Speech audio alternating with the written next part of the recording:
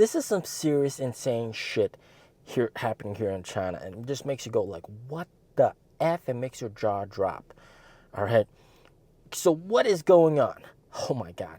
There are apparently a huge amount of protests happening about this, and everybody in the industry is going like, what the hell? What the hell? All right. So when you think about a product cycle, for example, an iPhone, they launch a new iPhone every year. Seems kind of fair, all right? It would kind of be a rush if they launched a new iPhone every 6 months.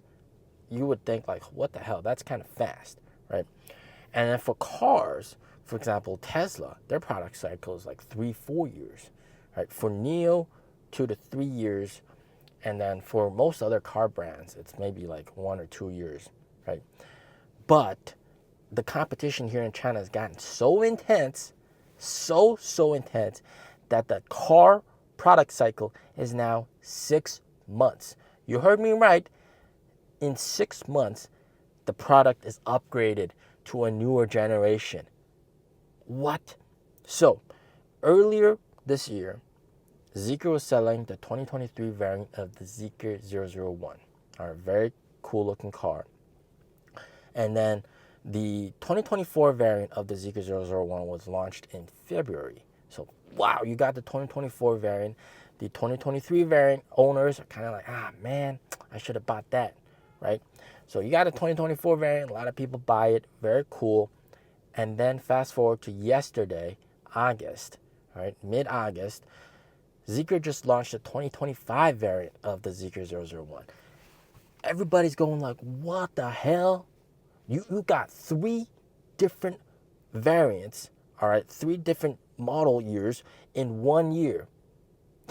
The 2023 variant earlier in the year, and then the 2024 variant, and then now the 2025 variant. What the hell? It's gotten so bad that existing Zeekr owners, all right, the 2024 variant owners that might have just taken delivery of their car a few days ago or maybe a month ago, all right, no more than 6 months ago, they are now holding on to an older generation product. And they are just so pissed. You see them protesting inside stores, like this clip that you're seeing right now. This is pretty crazy. The banner, it says, it takes Xiaomi 3 years to build one car. And then Zeekr launches 3 model years in 1 year. What the hell? But it kind of shows the competition, the competitiveness. We'll talk about how this affects NIO going forward, and how NIO also needs to quickly, do their product cycle and launch NT 3.0. But what was the major thing? Well, it was because Zeekr's cars are known to have very crappy autonomous driving. It's kind of a joke inside the industry. All right? Everybody thinks that Zeekr's autonomous driving is basically non-existent. They have great charging, fast charging. They have great product, good quality, good performance. But autonomous driving, shit. Partially because they use the Mobileye chips, and then the 2024 variant launched in February added LiDAR, right? But they still use the Mobileye chips, and that was kind of underwhelming.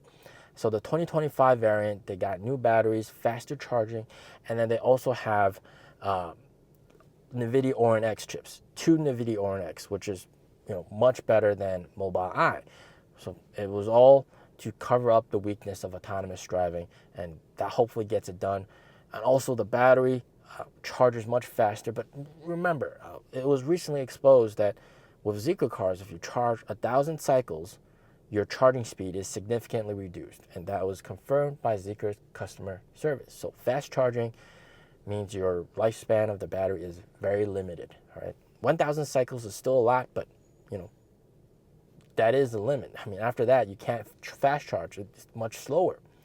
Very interesting, but that's a different topic. So going to NIO, where does that leave NIO in terms of the product cycle?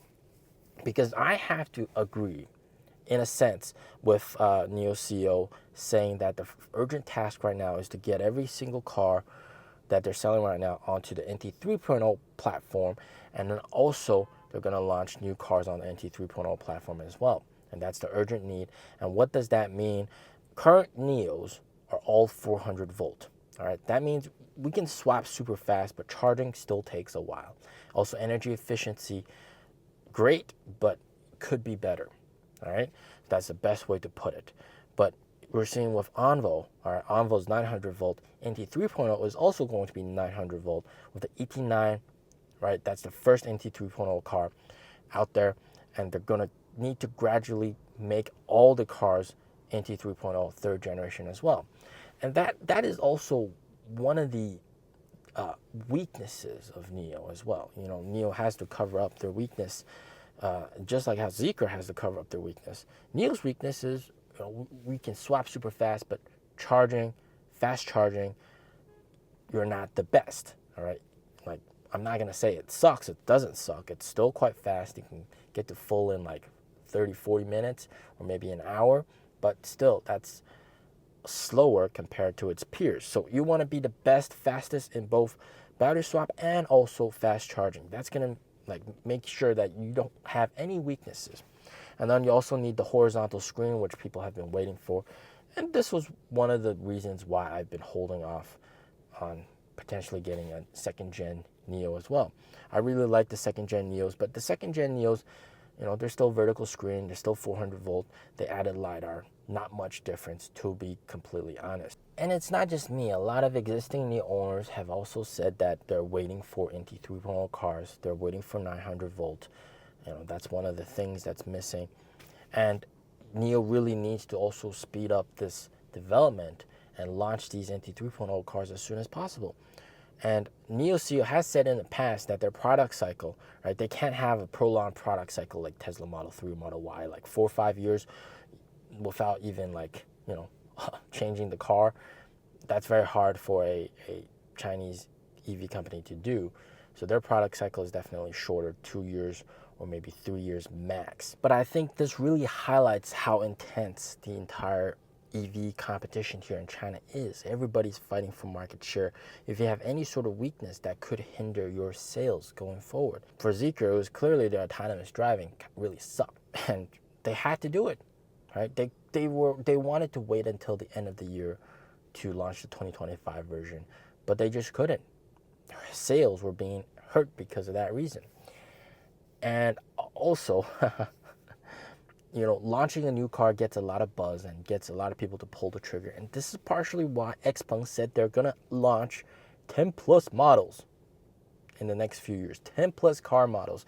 Instead of launching a car, it gets the buzz, it sells well, but then sales slowly die down over time because other people have newer products.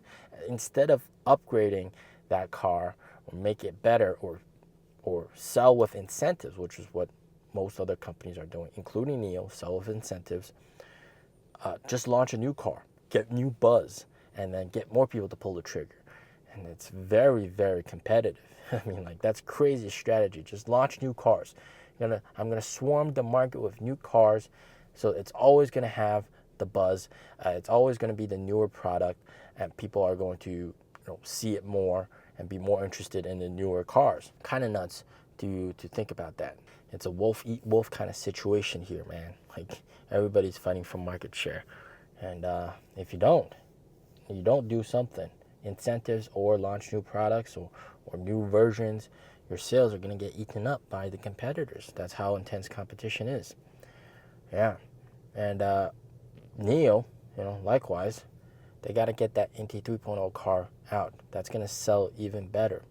All right, but it's going to take some time. Hopefully they can get it as soon as possible.